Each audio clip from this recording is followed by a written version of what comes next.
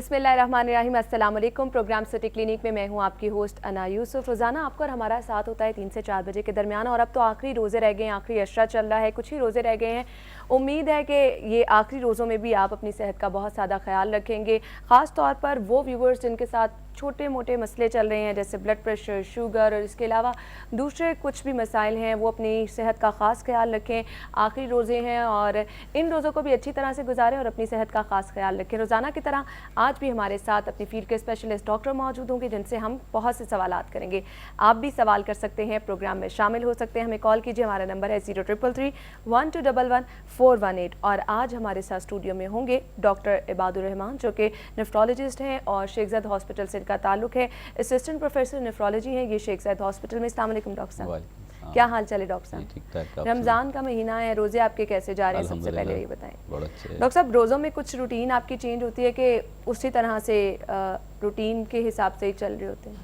नहीं, यूजुअली क्योंकि patients hospitals तो बंद नहीं होते और बीमारियां भी साथ साथ होती हैं, लेकिन अल्लाह के फजल से इस रमज़ान महीने टाइमिंग्स वगैरह कुछ टाइमिंग्स को हम थोड़ा सा चेंज कर लेते हैं। कोशिश करते हैं कि क्लिनिक्स वगैरह अफ्तार से पहले कर लें ताकि बाद में जो मसरूफियत है तरावी और नमाज की। बिल्कुल बिल्कुल बिल्कुल। अच्छा डॉक्टर साहब, सबसे पहले मैं आपसे ये जानना चाहूँगी क्योंकि रोज़े हैं, रोज़ेदारों के हवाले से मैं आपसे बात करूँगी तो पानी की कमी बहुत ज़्यादा हो जाती है। हमारा रोज़ा जो है वो बहुत ज़्यादा लंबी ड्यूरेशन का है, तो वो लोग जिन्हें किडनी का पहले से इशू चल रहा है उनके लिए ज़्यादा मसला हो जाता है। तो किस तरह से पानी की कमी जो है उसको पूरा किया जा सकता है? उन पेशेंट के लिए जिनको किडनी का प्रॉब्लम है रमज़ान में, वो किस तरह से जो है वो सर्वाइव कर सकते हैं? ये बड़ा वैलिड और बड़ा इम्पॉर्टेंट क्वेश्चन जो आपने किया है, और स्पेशली आजकल जैसे गर्मियों के मौसम में रमज़ान है और ड्यूरेशन जो दौरानिया है रोज़े का वो बहुत ज़्यादा है। सही। और गर्मी हब्स और की वजह से पानी की बेइंतहा कमी हो जाती है, काम भी करना पड़ता है, और उसमें यकीनन अगर पानी की कमी हो जाए तो गुर्दे के अमराज जो है बढ़ जाते हैं, और वो मरीज़ जो ऑलरेडी गुर्दों के अमराज में मुब्तला है उनमें ये तकालीफ बढ़ जाती हैं, स्पेशली जिनमें जैसे गुर्दे की पथरियाँ हैं। तो वो लोग जिनको गुर्दे की पथरियाँ होती हैं रमज़ान में, क्योंकि रोज़े के ड्यूरेशन बड़ा होता है और पानी प्रॉपर टाइम पे नहीं पी सकते, तो उससे पथरियों की वजह से गुर्दों में दर्द, पानी की कमी की वजह से पेशाब में जलन हो जाती है, पेशाब रुक सकता है और पथरियाँ बढ़ सकती हैं। और अगर वो क्योंकि कई दफ़ा पथरियाँ जो हैं वो साइलेंट होती हैं और उनसे पेन नहीं होती, लेकिन अगर जिस्म में पानी की कमी हो जाए, पेशाब में कमी आ जाए तो वो दर्द हो सकती है, पेशाब में कई दफ़ा खून आ सकता है, पेशाब रुक सकता है। तो ऐसी सूरत में वो लोग जो गुर्दे की रीनल स्टोन्स, जिनको एक्टिव रीनल स्टोन्स हैं, दो तरह से होता है ना, कि वो लोग हैं जो स्टोन्स बनाते हैं, वो लोग हैं जो स्टोन्स नहीं बनाते, और उनमें प्रोबेबिलिटी या इंसिडेंस या चांसेस होते हैं कि उनमें किडनी स्टोन्स बनेंगे। तो उन आम लोगों की निस्बत एहतियात ज़्यादा करनी पड़ती है, और स्पेशली उन अयाम में जिनमें उनकी डिज़ीज़ एक्टिव हो, जैसे वो कभी डॉक्टर के पास पथरी की दर्द के लिए जाते हैं तो उस सूरत में उन्हें रोज़े को कज़ा कर लेना चाहिए। सही। क्योंकि हम जो मरीज़ को एहतियात बताते हैं और उसमें जो इंस्ट्रक्शंस देते हैं, और अगर वो स्टोन गुर्दे में पेशाब को ब्लॉक नहीं कर रहा। अच्छा डॉक्टर साहब, जैसा कि आपने बताया कि एहतियात बताई जाती है, तो क्या अगर किसी को किडनी प्रॉब्लम है तो रोज़े से, रमज़ान मुबारक के शुरू होने से पहले ही क्या प्रॉपर उनका इलाज ऐसा शुरू किया जा सकता है कि उसको रोज़े शुरू होते तक जो है वो थोड़ा कवर किया जा सके और मरीज़ जो है वो रोज़ा रख सके? देखें, जहाँ तक वो हम बात करें ना पथरियों की बीमारी, उसमें तो अगर हम ये देख सकते हैं कि अगर मरीज़ रोज़ा रखना चाहता है, वो पहले डॉक्टर को, नेफ्रोलॉजिस्ट को विज़िट कर ले, हम उसके इनिशियली बुनियादी उसका क्लिनिकल एग्जामिनेशन कर लें, उस देख लें कि पिछले कुछ अरसे से उसको कोई, अल्लाह का शुक्र है, कोई ऐसी तकलीफ़ नहीं हुई पथरियों के मुतल्लिक़ा, या उसका पेशाब में कोई प्रॉब्लम नहीं आई। उसका अल्ट्रासाउंड करके हम देख सकते हैं, क्योंकि बहुत ज़्यादा जो स्टोन्स हैं, पथरियाँ हैं, वो अल्ट्रासाउंड पे डिटेक्ट हो जाती हैं। तो उसमें अगर कोई उस वक़्त स्टोन्स नहीं बन रहे किडनी में, तो हम उसको ये कह सकते हैं कि वो रोज़ा रख ले, लेकिन उसके साथ जब वो अफ्तार का टाइम हो तो तब पानी पानी ज़्यादा पिए, जैसे अच्छा डॉक्टर मशरूबात साहब, ये आपने पानी ज़्यादा पीने की बात की, तो मैं यहाँ पे आपसे ये भी जानना चाहूँगी कि एकदम से ज़्यादा पानी पी लेना भी प्रॉब्लम कर देता है, उसके लिए क्या करना चाहिए? क्योंकि अगर तो पेशेंट है किडनी का और जब एकदम से रोज़ा खोला, इतना ज़्यादा पानी पी लिया, उससे भी क्या पेन में इजाफा हो सकता है? हाँ जी, अगर तो वो पथरी उसमें उसके गुर्दों को ब्लॉक कर रही है, अगर तो वो पथरी गुर्दों के अंदर रहे तो फिर पेशेंट को इतनी पेन नहीं होती। अगर वो पथरी डिसलॉज हो के वो जो दरमियानी नाली है जो गुर्दा और मसाने के दरमियान, जिसको हम यूरेटर कहते हैं, उसमें आ जाए तो उसमें हमें एहतियात और ट्रीटमेंट डिफरेंट होता है। इस वक्त कई दफ़ा एमरजेंसी होती है, हमें यूरोलॉजिस्ट की हेल्प लेनी पड़ती है और उस साइड से पेशाब का रास्ता रुक जाता है और मरीज़ की दर्द की शिद्दत में शदीद इजाफा हो सकता है। तो ऐसी सूरत में मैं यही कह रहा हूँ कि ऐसी सूरत में तो हम लोगों को, ऐसे मरीज़ों को तो हम रोज़े के लिए एडवाइस नहीं करेंगे, क्योंकि आम हालत में जो तहकीक है उसमें वो लोग जो 12 महीने में इतना पानी पिए कि उनको 2 से 2.5 लीटर यूरिन 24 आवर्स में आए, तो किडनी में स्टोन्स बनने के चांसेस कम होते हैं। दूसरा डॉक्टर साहब, अल्लाह ताला ने भी आसानी जब हमारे लिए रखी है कि अगर आपके साथ कोई बीमारी चल रही है या कोई आपके साथ मसला है, तो अल्लाह ताला ने तो पहले से ही आसानी रखी है। रोज़ा जो है उसमें इतनी अल्लाह ताला ने आसानी रखी है कि आपको रोज़े की माफ़ी दी गई है, और इसके बावजूद जैसा कि आपने बताया कि ये इश्यूज़ चल रहे हैं, उसका इलाज भी है, लेकिन प्रॉपर ट्रीटमेंट जो है वो वक्त से होना बहुत ज़रूरी होता है। सिम्टम्स मैं आपसे पूछना चाहूँगी, इसके क्या होते हैं? क्या सिर्फ पेन ही इसका एक सिम्टम है? नहीं, पेशेंट को पेन तो एक ऐसी अलामत है कि जो मरीज़ को फ़ौरन डॉक्टर से रजू करने की तरफ धकेलती है। उससे पहले पेशेंट को अगर तो क्योंकि पथरियाँ जो गुर्दों में होती हैं ना, उनको हम 2-3 हिस्सों में डिवाइड करते हैं। अगर तो वो गुर्दे में रहें तो उसकी वजह से मरीज़ को हल्की सी पेन, डिस्कम्फर्ट फील होगा, कोई शदीद दर्द नहीं होगी। लेकिन वो अगर नाली में आ जाए तो वो बहुत। अच्छा डॉक्टर साहब, सिम्टम्स जो हैं ये बहुत ज़रूरी हैं और इसमें हम डिटेल से बात करेंगे। अभी मुझे एक ब्रेक लेनी है नाज़रीन, ब्रेक के बाद दोबारा हाजिर होंगे, हमारे साथ रहिए। रमज़ान मेहरबान।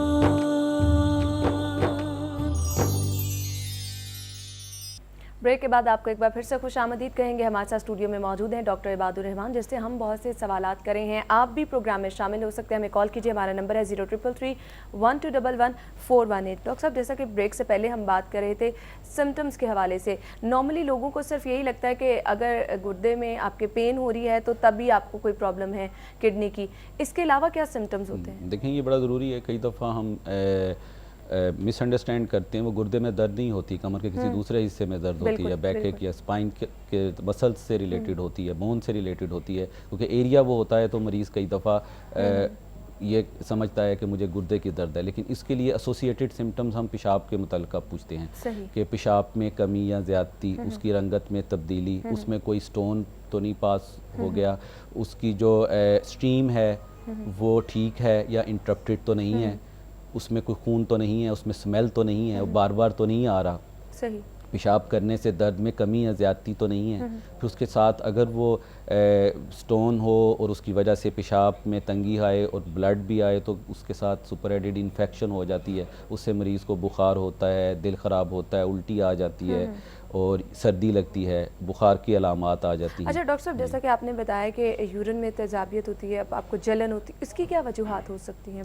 उसमें देखें, क्योंकि हमारे गुर्दे का काम है, किडनी का जो फंक्शन है वो एक्चुअली बेसिकली बॉडी के मल्टीपल फंक्शन हैं। उसमें से एक जो प्रिंसिपल फंक्शन वो ये है कि ये बॉडी में से जो वेस्ट हैं ब्लड में से, उनको ये साफ़ करके यूरिन के रास्ते क्लियर करता है। बॉडी में जिस्म में मुख्तलिफ तमीरी और तखरीबी अवामल चल रहे होते हैं, मेटाबॉलिज्म चल रहा है, उसके वेस्ट प्रोडक्ट्स जो उनसी में बनती हैं वो किडनी उनको ब्लड से खारिज कर साफ़ करता है और फ़िल्टर करके पेशाब के रास्ते उसमें लेके आता है। तो जब वो पेशाब के बनने का प्रोसेस होता है, उसमें जो पानी का कंटेंट होता है जो ब्लड से यूरिन में आता है, वो उसकी नालियों में से दोबारा ब्लड में जाता है और फिर वो यूरिन जब अपनी फाइनल स्टेज पे पहुंचता है तो वो कंसनट्रेटेड होता है, तो उसमें उसकी पीएच जो है वो कई दफ़ा लो हो जाती है और जब वो और उसके अंदर अगर हम दूसरी इम्प्योरिटीज़ हो जाएं या इन्फेक्शन किसी माइक्रो ऑर्गेनिज्म के साथ हो जाए तो यूरिन की पीएच कम होती है, तो जब इंसान यूरिन पास करता है तो उसको वो बर्निंग की फीलिंग फील होती है और वो नॉर्मल नहीं है, वो एबनॉर्मल चीज़ है। अच्छा डॉक्टर साहब, अगर अब हम ट्रीटमेंट की तरफ आ जाएं तो इसका ट्रीटमेंट किस तरह से किया जाता है? और मैं आपसे ये भी जानना चाहूँगी कि अगर किडनी में स्टोन है तो उसको क्या दवाइयों से भी पास आउट किया जा सकता है? जी बिल्कुल, क्योंकि मैंने पहले अर्ज़ किया ना जी कि स्टोन्स डिफरेंट टाइप्स के होते हैं। कुछ स्टोन हैं जो एसिडिक मीडिया में ग्रो करते हैं, कुछ हैं जो अल्कलाइन मीडिया में ग्रो करते हैं। तो इस हवाले से हमें पहले स्टोन का जो वर्कअप है वो बड़ा इम्पॉर्टेंट है। हम कोई भी मरीज़ जब ऐसा जिसको हम गुर्दे पथरी के हवाले से वर्कअप के लिए प्रोसीड करते हैं, हम उसके बुनियादी टेस्ट में पहले यूरिन टेस्ट करते हैं, फिर उसके अलावा उसे कहते हैं कि अगर यूरिन उसको प्रॉपर आ रहा है तो 24 घंटे का यूरिन जो है वो इकट्ठा करे, उसका लेबार्टरी टेस्ट करवाए। अच्छा। और उसकी मिकदार 1.5 से 2 लीटर कम अज़ कम होनी चाहिए, उससे कम होगा तो वो रिपोर्ट ठीक नहीं आएगी। उसमें नमकियात का हम मुशाहिदा करते हैं जिसमें sodium, potassium, magnesium, calcium, uric acid और सिट्रेट। सही। आपको एक और बात बताता चलूँ कि अल्लाह ताला ने हमारे बहुत ज़्यादा प्रोटेक्टिव मैकेनिज़म्स रखे हुए हैं। यूरिन के अंदर भी फिज़ियोलॉजिकली नॉर्मली हर इंसान के अंदर ऐसे केमिकल्स रिलीज़ होते हैं, मौजूद होते हैं जो स्टोन फॉर्मेशन को रोकते हैं। अच्छा। एक सिट्रेट एक ऐसी चीज़ है जो यूरिन में मौजूद होती है और वो स्टोन्स या कोई ऐसे क्रिस्टल्स जो पेशाब में आ जाते हैं वो स्टोन ना बने, वो सिट्रेट उनको रोकने में मदद करता है। सही। इस तरह और पायरोफॉस्फेट हैं और चीज़ हैं, यूरोमॉडुलेंस एक प्रोटीन्स होती हैं जो गुर्दे के अंदर से रिलीज़ होती हैं, ये रोकती। ये तो वो हैं जो कि फिज़ियोलॉजिकल हैं। फिर इनका हम 24 घंटे का मुआयना करते हैं, उसमें हम कैल्शियम यूरिन में, ऑक्सलेट, फास्फेट और देखते हैं। उनकी मिकदार अगर ज़्यादा हो फिर उस हवाले से हम ब्लड में टेस्ट कराते हैं, इन्हीं चीज़ों को ब्लड में देखते हैं। उसका हम पहले तो फंक्शन देखते हैं, उसका यूरिया क्रेटिनिन देखते हैं, उसके इलेक्ट्रोलाइट्स में सोडियम। अच्छा डॉक्टर साहब, क्या समझते हैं आप कि कितनी देर में पेशेंट को जो है डॉक्टर से रब्ता कर लेना चाहिए? क्योंकि सिम्टम्स लोगों को नॉर्मली नहीं इतने पता होता, जिसकी वजह से लेट हो जाती है, तो कॉम्प्लिकेशंस क्या हो सकती हैं? मैं आपकी बात का असल में 2 सवाल हैं। पहला सवाल ये है कि वो लोग जिनकी फैमिलीज़ में स्टोन डिजीज़ हैं वो ज़रूर नेफ्रोलॉजिस्ट से मिलें, ठीक है। वो लोग जो जिनके प्रोफेशंस ऐसे हैं जिसमें उनको, जैसे पायलट्स हैं या वो लोग जिनको एकदम पानी पीने में टाइम लगता है, या वो लोग जो बाहर काम कर रहे हैं और ऐसे वेदर में हैं जहाँ ह्यूमिडिटी ज़्यादा है, उन लोगों को ज़रूर एक दफ़ा कि वो पत्थरियाँ उनके गुर्दों में ना बने, नेफ्रोलॉजिस्ट से रब्ता करना चाहिए। और वो लोग जो हमारे जैसे हमारे पाकिस्तान का साउथ पंजाब वाला जो हिस्सा है उसमें क्योंकि पानी इम्प्योरिटीज़ ज़्यादा हैं और मौसम की शिद्दत की वजह से उन लोगों में गुर्दे के में पत्थरियों के अमराज ज़्यादा हैं, उन लोगों को ज़रूर नेफ्रोलॉजिस्ट को दिखाना चाहिए। और वो जिनकी फैमिली हिस्ट्री है उनको ज़रूर एक दफ़ा ज़िंदगी में चेकअप करवाना चाहिए गुर्दे में पथरी के हवाले से। सही। और दूसरा आपका सवाल था कॉम्प्लिकेशन। देखिए जी, गुर्दों में जो सबसे पहली कॉम्प्लिकेशन होती है वो इन्फेक्शन है, इन्फेक्शन को रोकना है। दूसरा है किडनी में ब्लॉकेज हो जाए तो अल्लाह ना करे किडनी का फंक्शन डिस्टर्ब हो सकता है, रीनल फेलियर हो सकता है, पेशेंट को डायलिसिस पे जाना पड़ सकता है, ठीक है। और उसके अलावा अगर पथरियाँ ज़्यादा रहें और वो रुक जाएं और उनके लिए बार बार हमें सर्जिकल प्रोसीजर्स करने पड़ें तो कई दफ़ा उस रास्ते में स्टीनोसिस हो जाता है, पेशाब का रास्ता नाली का तंग हो जाता है। उसके अलावा किडनी सिकुड़ जाते हैं, ठीक है। तो इस तरह की कॉम्प्लिकेशंस हैं जो इन लोगों में हो सकती हैं। सही। इसके लिए ये ज़रूरी है कि आप बर वक्त डॉक्टर के पास जाएं ताकि टाइम से आपका ट्रीटमेंट शुरू हो जाए और ज़्यादा कॉम्प्लिकेशंस ना हो। और इनकी एहतियाती तदाबीर में मैं बताता चलूँ आपको कि पानी जो हम लोग एडवाइस करते हैं, जो एहतियात है खुराक में, जो किडनी स्टोन से बचने के लिए हम लोग यूजुअली कहते हैं कि क्योंकि जी स्टोन ज़्यादा होता है, बहुत कॉन्सेप्ट है कि दूध से बनी हुई चीज़ें बंद कर दें। वो मैं बताता चलूँगा आपके प्रोग्राम के वसातत से कि उसको ख़त्म नहीं करें, दूध या दूध से बनी हुई चीज़ों को कम करें, लेकिन नमक को छोड़ें। बेवरेजेस जोन से हैं, कोला ड्रिंक, उनमें ऑक्सलेट्स, चॉकलेट, कॉफ़ी, ये चीज़ें जोन सी हैं, ये एहतियाती तदाबीर। डॉक्टर साहब, हम गुफ्तगू का सिलसिला आगे बढ़ाएंगे। अभी नाज़िर मुझे एक ब्रेक लेनी है, ब्रेक के बाद डॉक्टर साहब से मजीद भी हम सवालात करेंगे, आप हमारे साथ रहिएगा।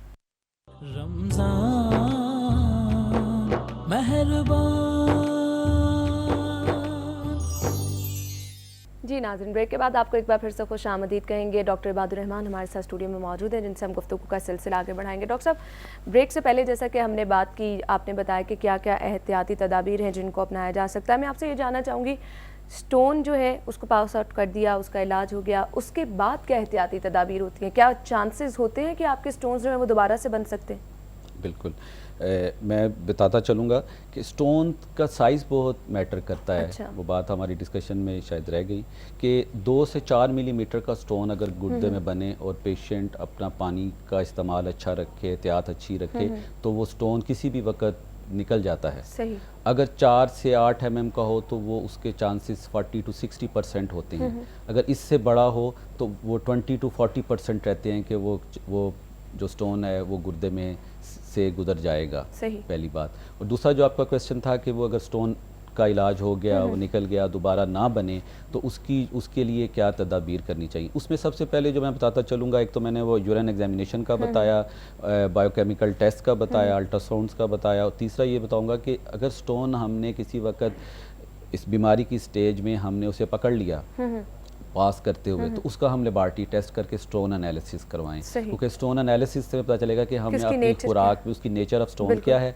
और हमने अपनी खुराक में अपना लाइफस्टाइल कैसे बदलना है, तो वो हमें हेल्प करता है।